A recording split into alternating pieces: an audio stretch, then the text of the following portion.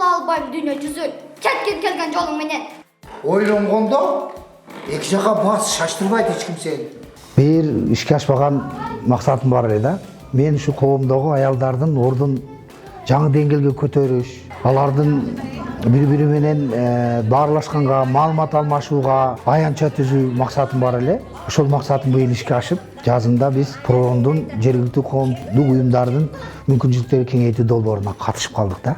Анан мен лично өзүм Жаңы Жер айылындагы маданият үйүнүн атынан катыштым.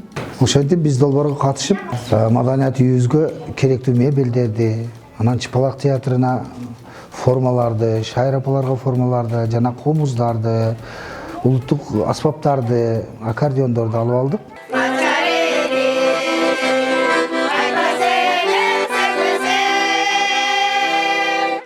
Биз мурдадан иштегенбиз, бирок мындай шарттар болгон эмес да.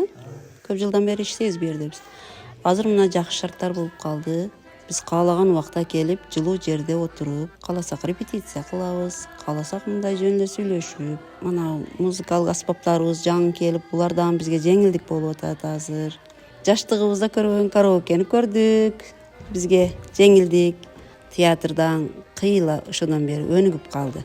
Булардын күндөн күнгө тажрыйбалары ашып, Кудай кааласа аракет кылсак, иштесек болгудай шарттар болуп калды да бизге. Кудай кааласа эми кыштадан бер жылуу болот, келип каалаганча отуруп, дагы Кудай кааласа мындан дагы жакшы шарттарды күтүп атабыз.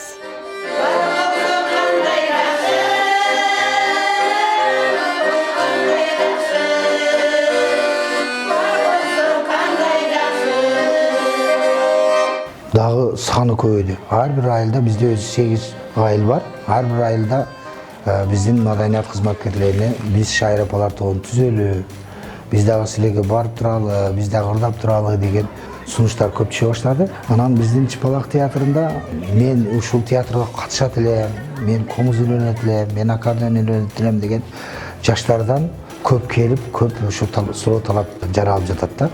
Ошол аянтча түзүлгөндүгүнө кызыгып, далалат тангандардын саны көбөйдү да.